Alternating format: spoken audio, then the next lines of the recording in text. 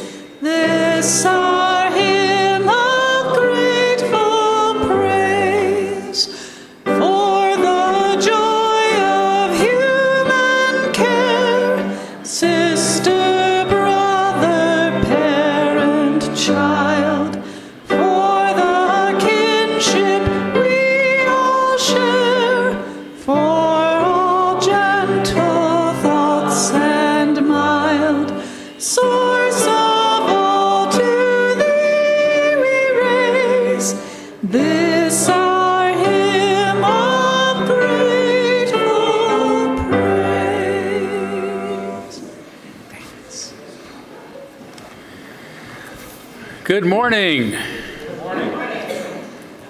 Welcome everyone to the Unitarian Universalist Church of Spokane, where we join together to create a nourishing, liberal religious home and to champion justice, diversity, and environmental stewardship in our wider world, or as we say in short, to create community, find meaning, and live justly.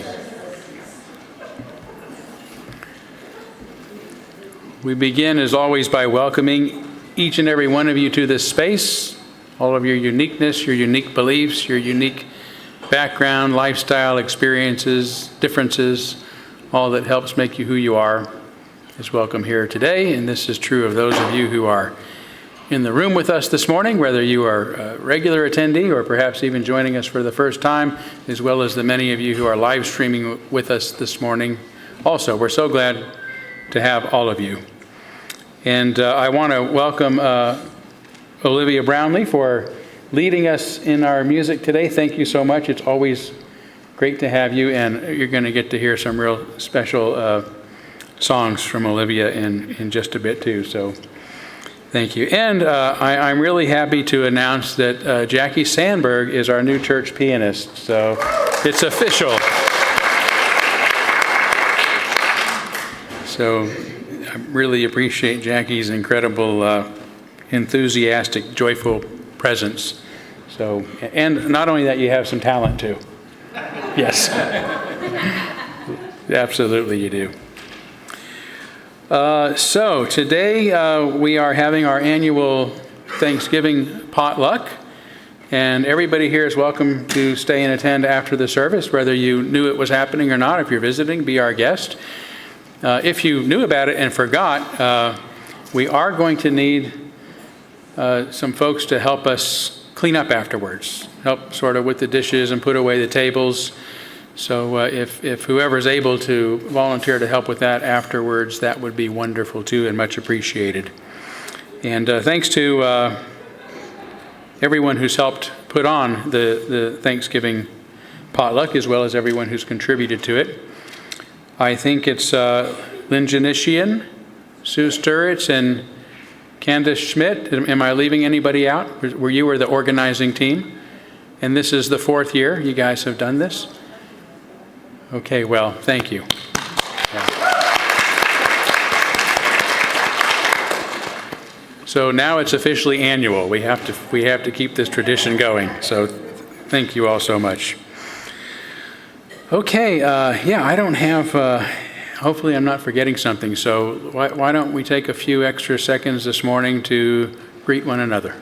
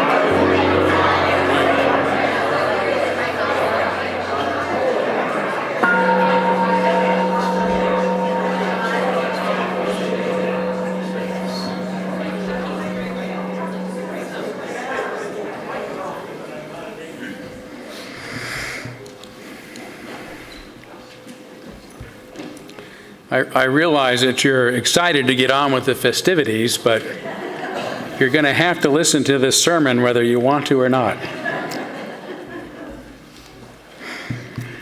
So yes, we are going to move forward now by lighting our chalice, the symbol of our unity and our solidarity, of our openness and our inclusion, of our community and our individual uniqueness.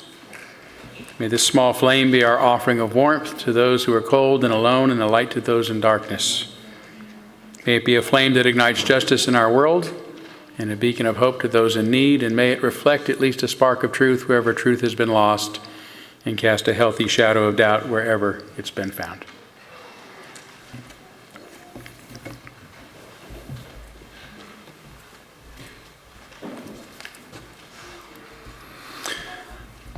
My opening reflection this morning is from Lynn Harrison. Committed to respond to the call of a wounded world, we join together this day with loving hearts, hands, and minds. Embracing the interconnected web of water, air, and earth, we light a fire of sustaining hope, ever bright with love and justice. May we bring forth this day new wisdom, strength, and courage to create a new world, not of wealth, but well-being. A world of new peace and abundance for all. As we give thanks for this earth, our shared and singular home, may we dedicate ourselves to its ongoing care, rising to the calls deep within us and all around us.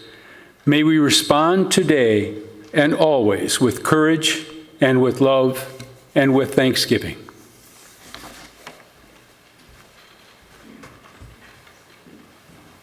Okay. Sorry, shocked me. Time for another one. If you would stand as you are able, we're going to sing What Wondrous Love Is This, a very old song. And we'll sing it mostly a cappella, and we're going to start out with just melody all together. You ready? 1, 2, 3. What wondrous love is this, oh my soul, oh my soul. What wondrous love is this, oh my soul. What wondrous love is this that brings my heart such bliss and takes away the pain of my soul, and takes away the pain of my soul. When I was sinking down, sinking down, sinking down, when I was sinking down, sinking down, when I was sinking down beneath my sorrow's ground, friends to me gathered round, oh my soul, friends to me gathered round, oh my soul. To love and to all friends I will sing, I will sing. To love and to all friends I will sing. To love and to all friends who pain and sorrow mend, with thanks unto the end, I will sing, I will sing. With thanks unto the end, I will sing.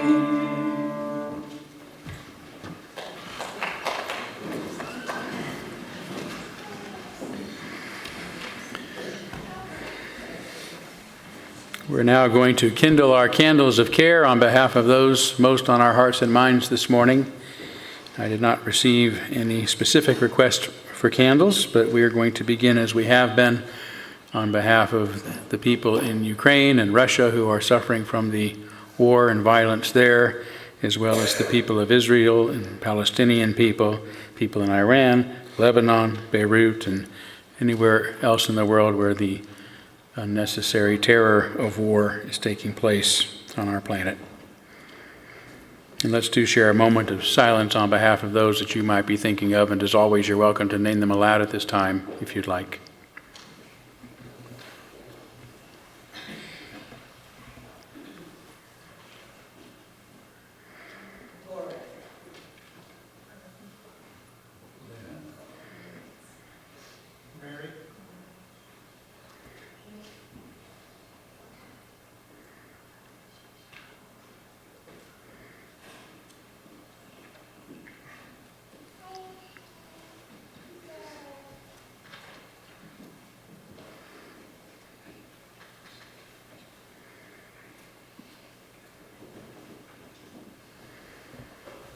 those named aloud and those embraced in our silence, and all those who are suffering in our world at this hour, we hold in our community with compassion.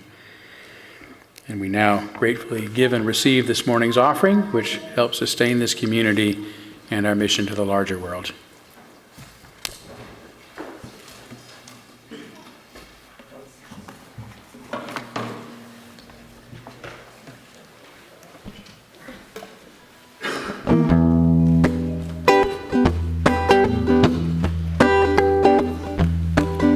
You may be a construction worker working on a home, might be living in a mansion, you might live in a dome, you may own guns, you may even own tanks, you may be someone's landlord, you may even own banks, but you're gonna have to serve somebody. Yeah, you're gonna have to serve somebody. Serve somebody. It may be the devil, or it may be the Lord, but you're gonna have to serve somebody. Might be a rock and roll addict prancing on the stage. You might have drugs at your command and women in a cage. You might be a businessman or some high-degree thief. They might call you doctor, or they might call you chief, but you're gonna have to serve somebody. Serve somebody, yeah, you're gonna have to serve somebody. Serve somebody. It may be the devil, it may be the Lord, but you're gonna have to serve somebody. You may be a preacher, preaching spiritual pride. Maybe a city councilman taking bribes on the side. Maybe working in a barber shop. You may know how to cut hair. You may be somebody's mistress, maybe somebody's heir, but you're gonna have to serve somebody. Serve somebody, yeah, you're gonna have to serve somebody. Serve somebody. It may be the devil, it may be the Lord, but you're gonna have to serve somebody. Yeah, serve somebody. It may be the devil, or it may be the Lord, but you're gonna have to serve somebody.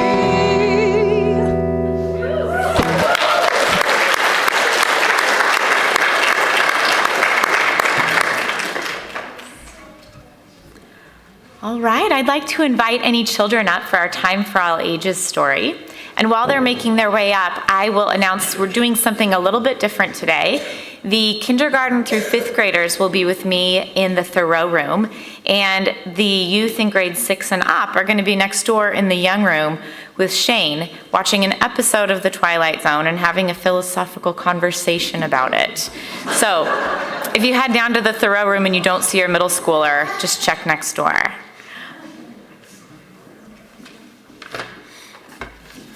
All right, so we have got a special friend with us today.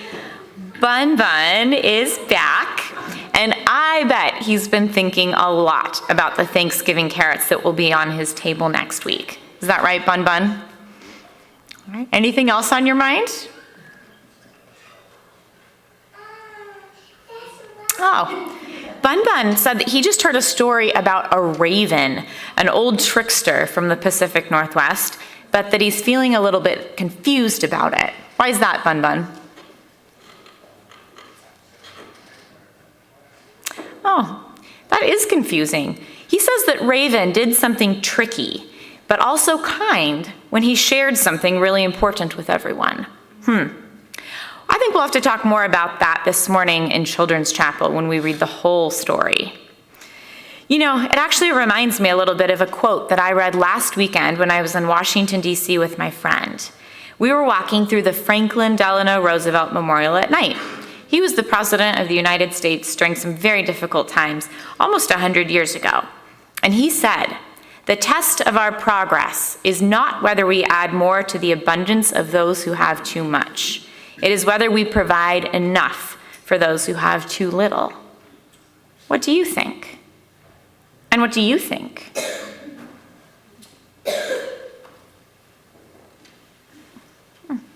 Bun Bun says that quote makes him wonder how we can share what we have with everyone to make sure that no one feels left out.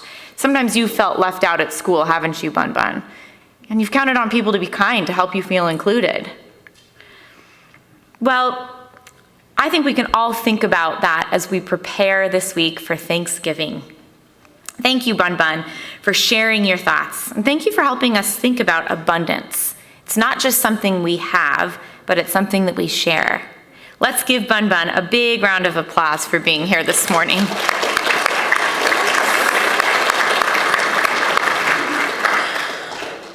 All right, so please join me in singing our children out to Children's Chapel / the Twilight Zone.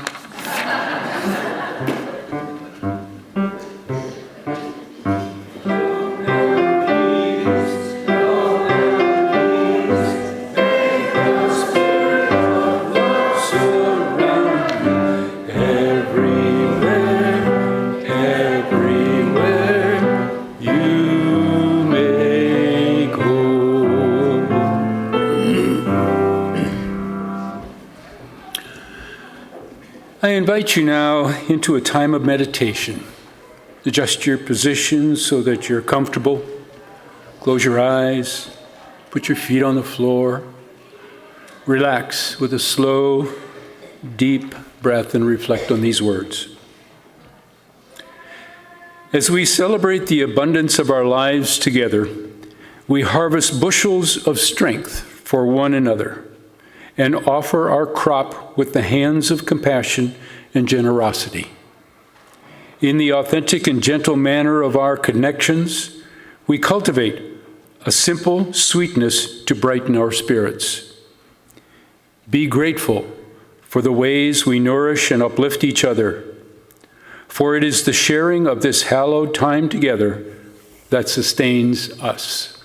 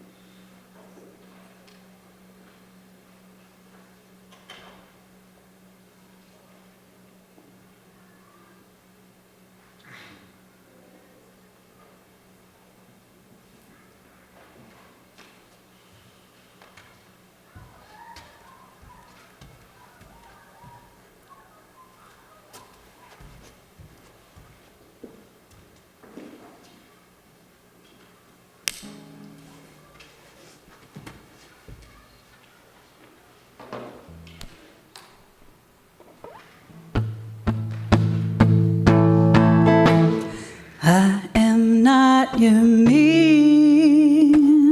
to an end. I just am what I am. And I'm sorry I'm not sorry. I can't even try to pretend to be your means to an end. When you brought in the lawyers, you let out the dogs who went howling through 7 consecutive blogs. The worst injury to my naivety is the insult to capital rule. You know how the first thing the teacher wrote up on the board is that trust is one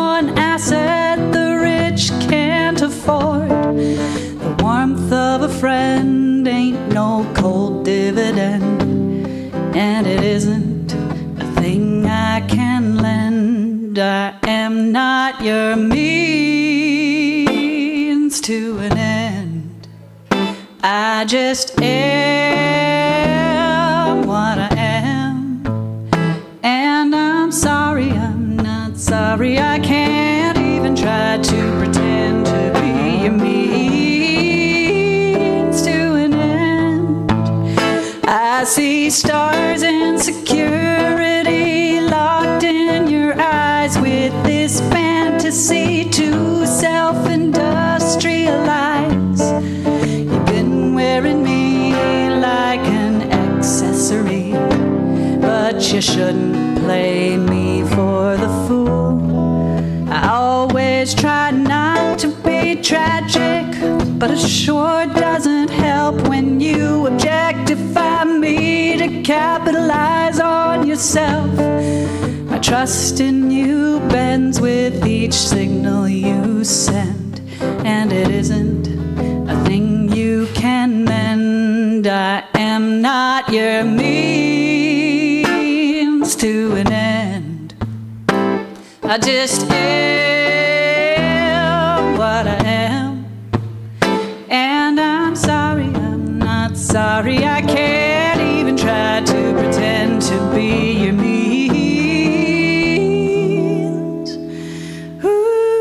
to an end.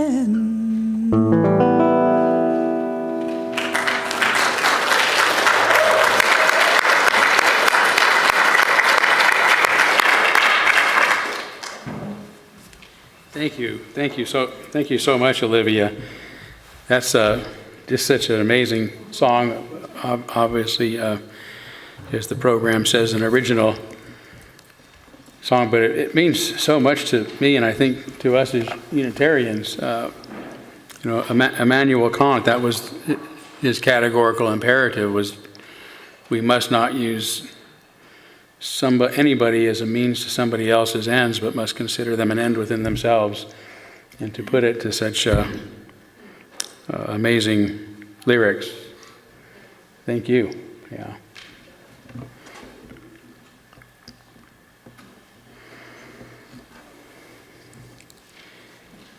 So speaking of amazing people, I was once considered the world's top expert on Rod Serling. It is true. It was an undeserved and short-lived misnomer. But at some point, here's what happened. At some point between 2002 and 2004, I can't remember exactly because I used to date my sermons, I heard an NPR report about Rod Serling, creator of the iconic Twilight Zone series, of course, which I had mentioned. I mentioned this pro radio report to a church member at the church in Louisville who informed me that Serling had been a Unitarian, which so moved me that I decided to learn as much about him as I possibly could and then write it as a sermon, which became the original Rod Serling, Man from the Twilight Zone. And it turned out that very little had been written about Rod Serling back then, believe it or not. After searching bookstores and libraries, I found just 2 books.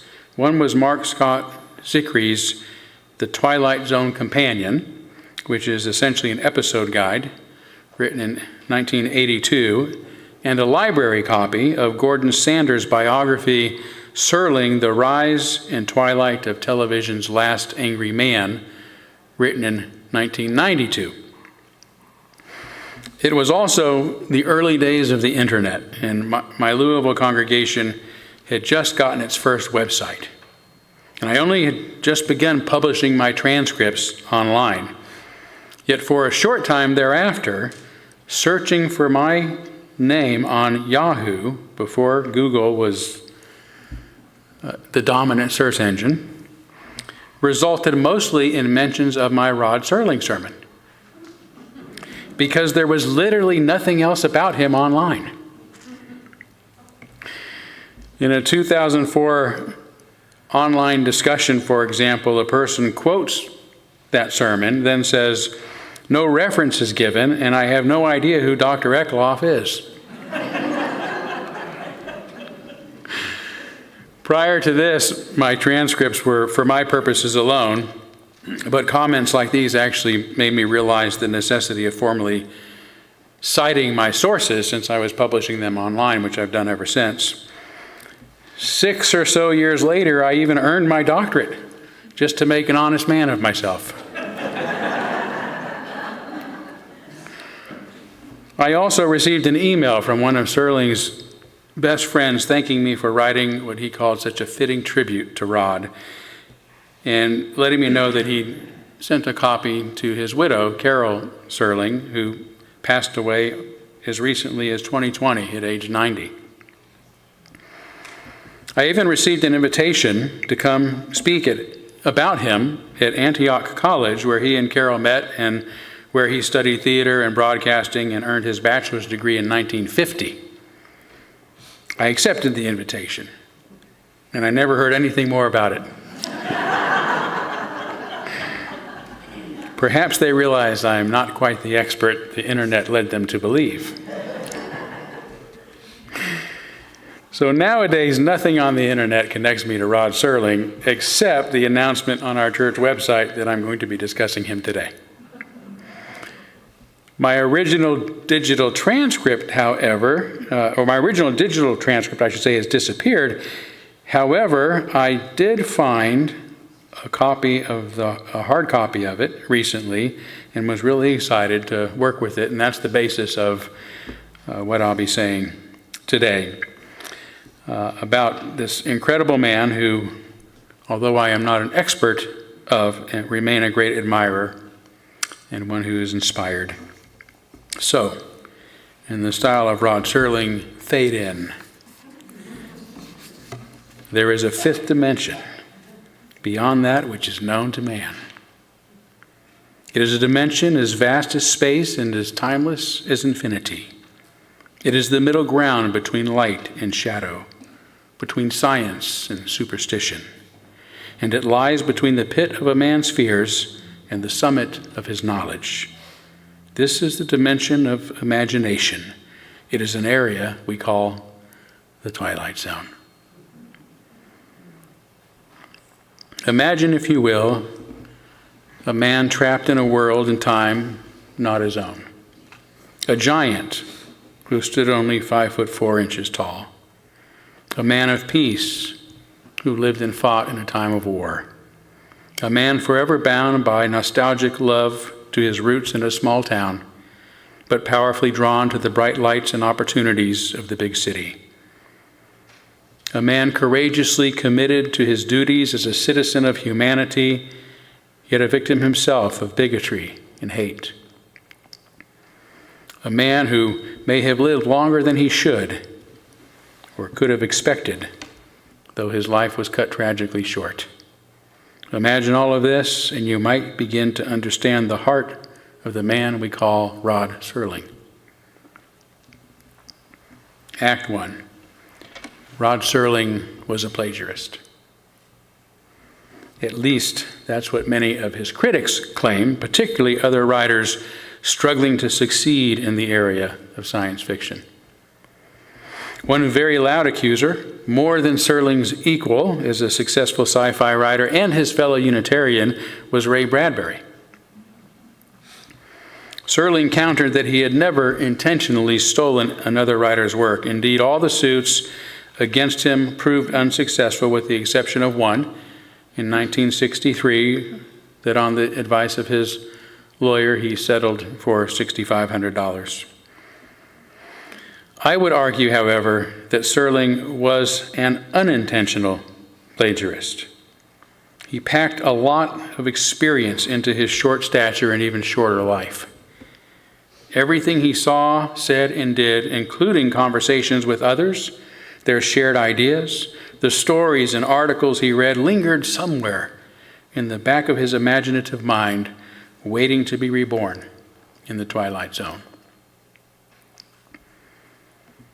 Take, for example, its very first episode, Where Is Everybody?, which aired on October 1st, 1959, in which a man in an Air Force jumpsuit finds himself without a memory in a town completely void of people. After being driven nearly crazy in his search for others, the lonely man begins pushing the walk button on a stoplight over and over and over. And in the end, we learn the button is actually a panic button. And the man really is an astronaut trainee strapped within an isolation chamber to simulate spaceflight.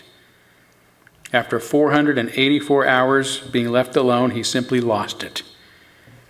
As the host of the show, Serling closes the episode with these words. Up there in the vastness of space, in the void that is sky, up there is an enemy known as isolation. It sits there in the stars, waiting with the patience of eons, forever waiting in the Twilight Zone. Serling got his inspiration for this story from two sources. A Time magazine article about isolation experiments being performed on astronauts, and in his own words, I got the idea while walking through an empty lot of a movie studio. There were all the evidences of community, but with no people. I felt at the time a kind of encroaching loneliness and desolation, a feeling of how nightmarish it would be to wind up in a city with no inhabitants. There's even a scene in the episode during which the amnesiac finds himself trapped in a phone booth that he can't get out of. After several moments of panic trying to push the door open, he finally realizes that it opens inward. And in reality, this had once happened to Serling while on a payphone at the airport. Act 2. Growing up Jewish in Binghamton, New York. Serling experienced other kinds of isolation. Although Binghamton had its own synagogue and Jewish community center, things were far from great for the city's Jewish citizens. In 1925, only a year after he'd been born, a Klan-backed mayoral candidate won the Republican primary and came extremely close to winning the general election.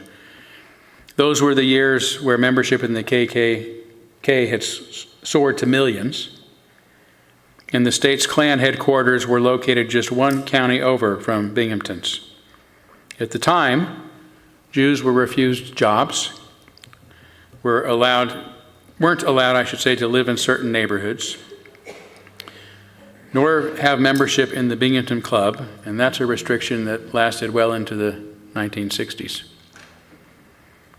Jewish kids like Rod Serling would also have to put up with cruelties at school, like having their examinations deliberately scheduled for the Jewish high holy days. Later in life, he would marry a non-Jewish girl, Carol Kramer, from an extremely prominent family, and as a result of their union, Carol was completely disowned from her family, which must have stunned both of them, including Serling, very deeply. In 1967, he told a Los Angeles Times reporter, I happen to think that the singular evil of our time is prejudice. It is from this evil that all other evils grow and multiply. In almost everything I've written, there is a thread of this, man's seemingly palpable need to dislike someone other than himself. There's even a suggestion Serling became a Unitarian, as was common among Jews at the time, because it allowed him to maintain his own Jewish identity without being ostracized by the Christian majority, because Unitarianism was mainstream, so they thought. According to a Wikipedia article, which does include citations, he joined the Unitarian Church in college, which allowed him to marry Kramer on July 31st, 1948. According to an online dictionary of famous Unitarians, he was also inspired by the words of the Unitarian educator Horace Mann, who was the first president of Antioch College, "Be ashamed to die until you have won some victory for humanity."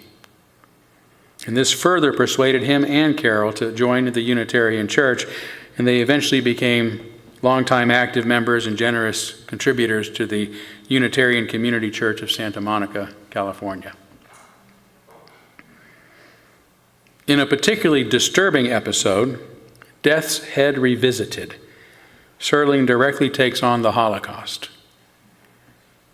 In the story, an SS captain of the Nazis' regime's most elite guard is revisiting the ruins of a concentration camp where he's haunted by the ghost of those he once tortured to death.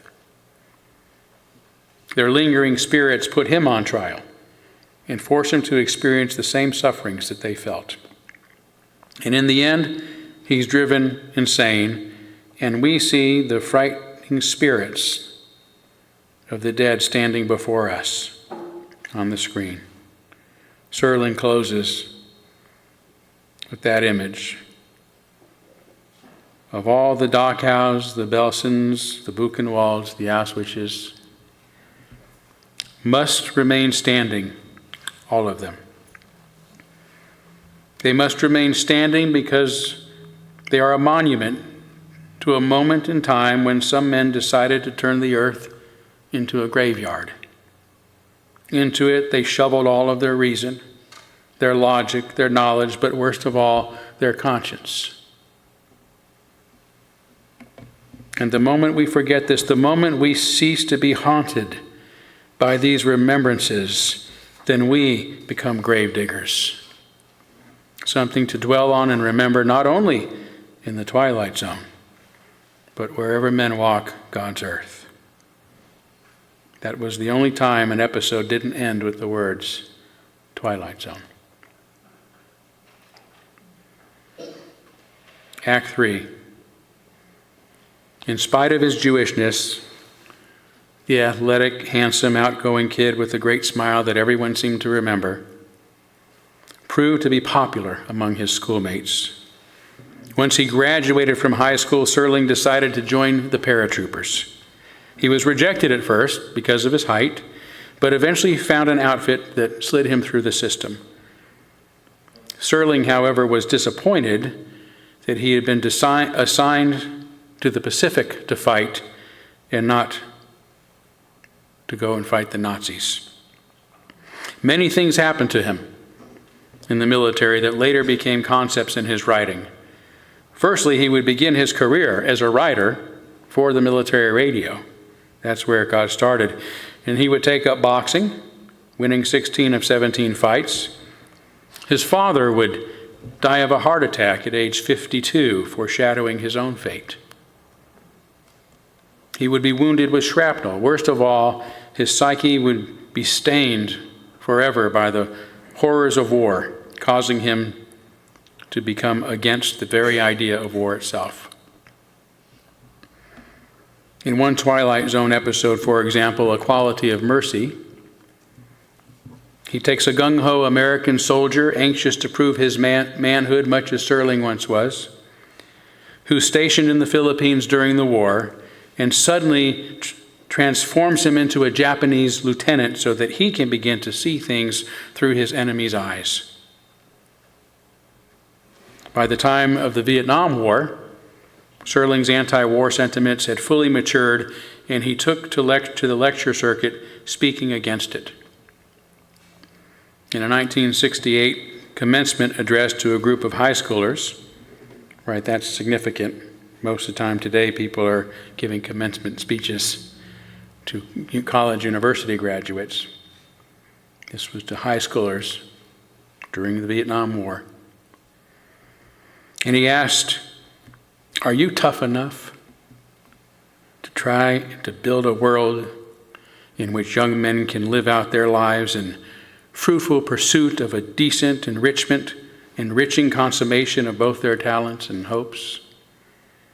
If survival calls for bearing arms, bear them you must, but the most important part of the challenge is for you to find other means that does not involve the killing of your fellow man." Serling's liberalism probably developed after World War II at Antioch College, which he attended on the GI Bill. Antiochans prided themselves on their liberalism. They birthed numerous cults and communes and seemed to despise any and every institution. They had no respect for organized religion or organized education, for that matter. There, the students were free to set their own class schedules, going to whatever lectures interested them. They even developed a completely meaningless college anti-yell. Do you know this one? Boom-a-lack, boom-a-lack, boom-a-lack-a-beam, riff-raff, riff-raff, riff-raff, ream. Ip, skitty, icky, wah-hoo, wah, Antioch, Antioch, rah, rah, rah.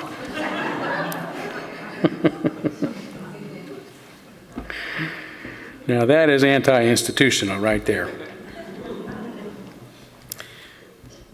In 1954, after the Cincinnati Enquirer lambasted journalist Edward R. Murrow for his historic broadcast against McCarthyism, Serling wrote a courageous and public response to its editor, rejecting Joseph McCarthy. His supporters and the papers, as he put it, campaigned to delineate people into either or classifications.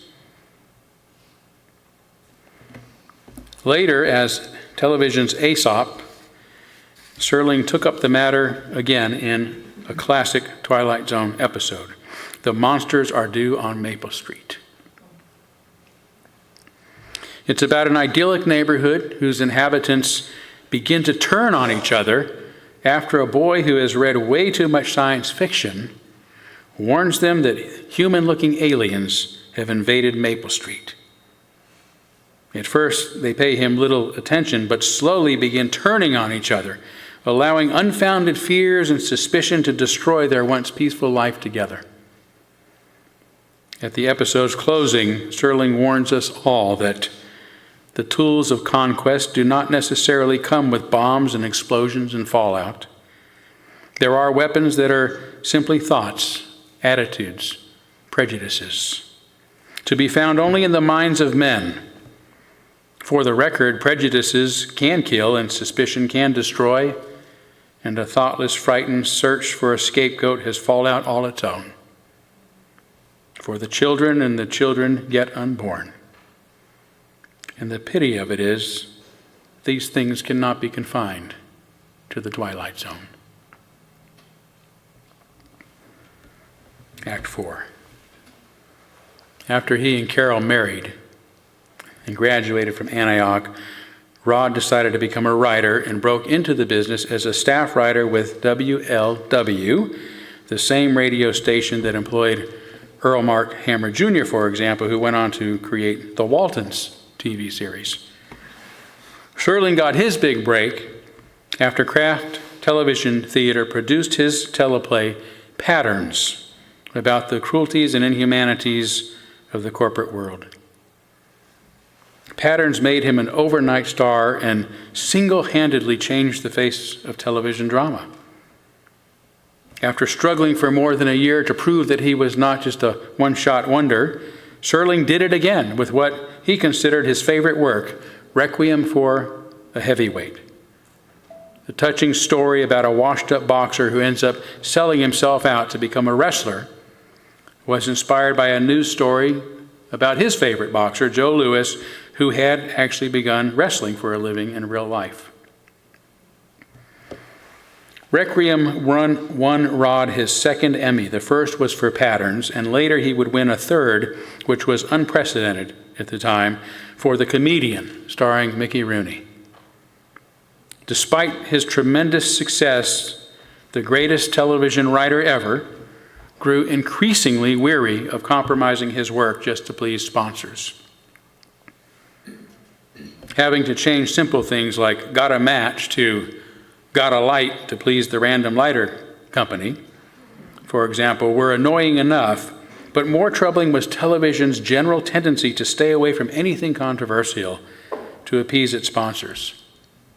Serling felt strongly that television was a kind of pulpit from which to speak against social ills. His conflict came to a head during the production of his teleplay Noon at Doomsday, about the violent murderer of an elderly Jewish man who is acquitted by the residents of his small hometown. When a reporter asked Serling if the story was based on Emmett Till, the true story of course, a 14-year-old black boy who was kidnapped and murdered in Mississippi, whose murderers were acquitted by an all-white jury, thousands of letters poured into United States Steel Company, sponsor of the program, threatening to boycott. As a result, the elderly Jew was changed to an unnamed foreigner. The word lynch was entirely removed from the script. They even wanted to change the character from a homicidal maniac to a good American boy who temporarily went wrong. That's when Serling gave up writing drama and created Twilight Zone. Initially, people thought he was crazy for going sci-fi, something considered unworthy of someone of his talents. During a 1959 interview, the famous newscaster Mike Wallace asked, "So, you're giving up writing anything important for TV?" If by important, Serling said, you mean to try to delve into current issues, you're quite right, but I'm convinced this will help my career. In 11 or 12 years of writing, I can lay claim to this. I have never written beneath myself. I have never written anything I did not want my name attached to. He went on to say, I think it's criminal that we are not permitted to make dramatic note of the social evils that exist, of controversial themes as they are inherent in our society. I think it's ridiculous that drama, which by its very nature should make a comment on those things which affect our daily lives, is in a position, at least in terms of television, of not being able to take that stand. And he was right about all of it. Not only did the move help his career, winning him 3 more Emmys for The Twilight Zone, but he found that the sponsors didn't bother him if he dealt with controversial issues disguised as parables in the form of science fiction, horror, and fantasy. Serling wrote 90 of the Twilight Zone's 156 episodes, which ran from 1959 until 1964. He also became known for his twist endings, and is the writer responsible for adding that closing scene to the 1969, film Planet of the Apes, where astronaut George Taylor, played by Charlton Heston, discovers the Statue of Liberty buried in sand, half buried in sand, realizing that he's not on another planet after all, but has been in a post-apocalyptic Earth all along. Classic Serling. Today, after more than half a century, Twilight Zone remains as relevant as ever. A couple nights ago, for example, I watched an episode entitled A Thing About Machines, about a man who becomes so frustrated with his machines that he often abuses them, kicking his television, smashing a chiming clock to the floor, ripping a ringing telephone from the wall, and tossing a radio off the banister. In the open, Serling says, in short, Mr. Bartlett Finchley is a malcontent, born either too late or too early in the century, and who in just a moment will enter a realm where muscles and the will to fight back are not limited to human beings. Next stop for Mr. Bartlett Finchley, the Twilight Zone.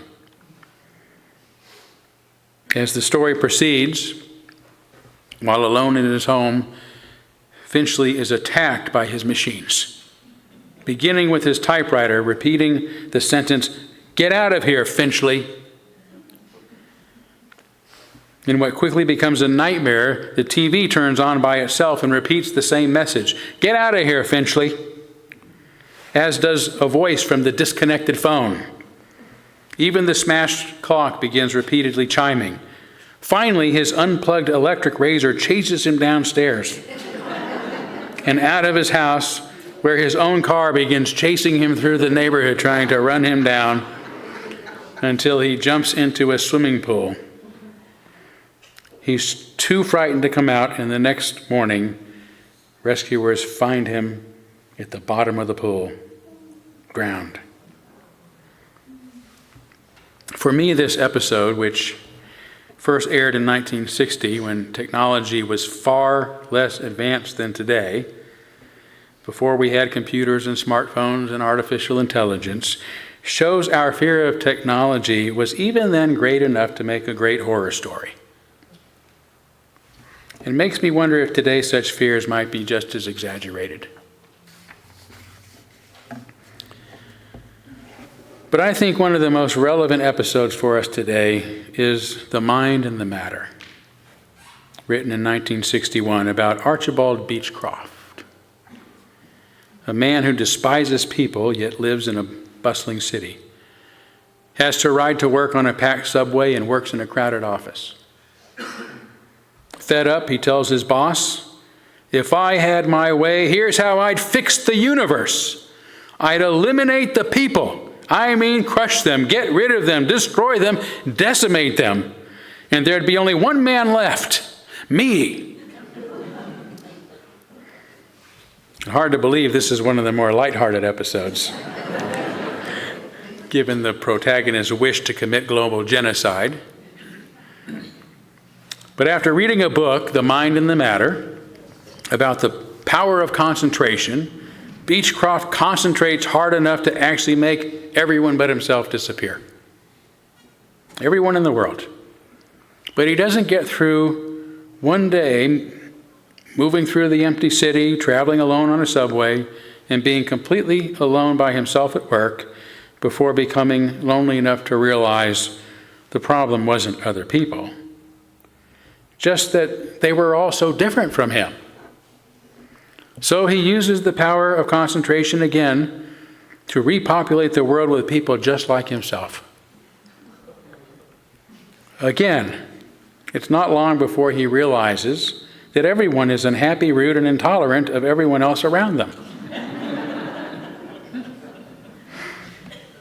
He concentrates one last time, just long enough to return the world to its natural order, and he's more content than he's ever been in his life. Nowadays, it seems that too many of us, on both the left and the right, are utterly intolerant of those with different ideas than our own. And we wish to make them go away. Not with magical thinking, but by demonizing and discrediting and displatforming them so that they can't be heard or acknowledged by anyone else. Like Beechcroft, we want to make them invisible. Hopefully, like him, we'll also learn how boring and lonely and unremarkable such a world would be. And as Serling says at the end of the episode, that with all its faults, it may well be that this is the best of all possible worlds. People notwithstanding, it has much to offer. Tonight's case in point in the Twilight Zone. Fade out. As prolific as he was, Serling seemed destined, like his father, to live a short life. He smoked as many as 4 packs of cigarettes a day and drank coffee incessantly. On June 28, 1975, when he was only 50 years old, Serling died from his 3rd heart attack while undergoing open heart surgery. Prior to his death, he told one of his writing students that he'd been working on a story about a man who provided the residents of his small town with a potion for eternal life. But the same man had grown tired himself and was ready to die. Perhaps Serling was that man, a man who died just as he lived, with an open heart. Rodney Edward Serling was born in Syracuse, New York on Christmas Day, 1924, and liked to refer to himself as a present that was delivered unwrapped. His gift to us was his inspiring vision of a better world, a world of peace and kindness and understanding where all people, no matter who they are or where they're from or what they look like, are valued and respected and cared for. Perhaps he's there right now, waiting for each of us to join him in this wonderful possibility called the Twilight Zone. Thank you.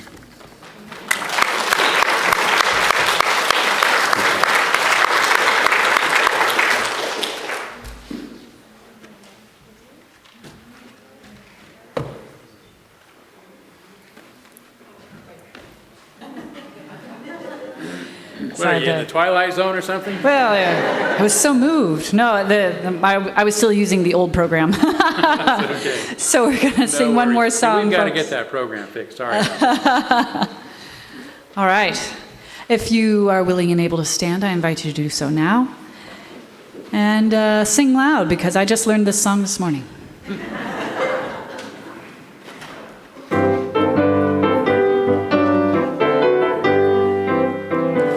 Love will guide us, peace has tried us, hope inside us, will lead the way on the road from greed to giving.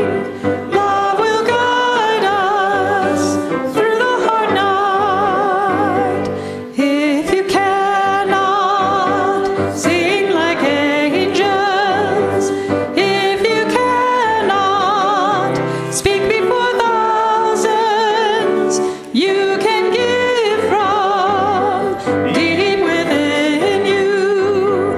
You can change the world with your love. Love will guide us. Peace has tried us. Hope inside us will lead the way on the road from greedy to giving. Love will guide us through the hard night. I'm going to share a couple words from Sir Francis Drake in 1577 before the benediction. Disturb us when we are too pleased with ourselves, when our dreams have come true because we dreamed too little, when we arrive safely because we sailed too close to the shore. Disturb us when with the abundance of things we possess, we have lost our thirst for the waters of life. We have ceased to dream of eternity, and in our efforts to build a new earth, we have allowed our vision of the new heaven to dim. Sir Francis Drake. And now for the benediction. Okay? Spirit of life and love, thank you for the gifts of life and love. Help us to embrace fully the sweet and the bitter moments of our days. Help us to treasure the times of abundance and to find meaning in the times of emptiness.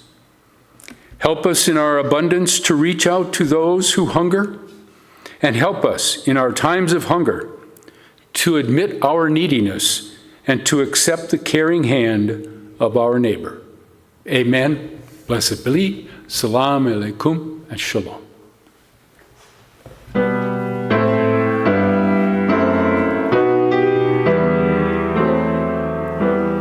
Shalom.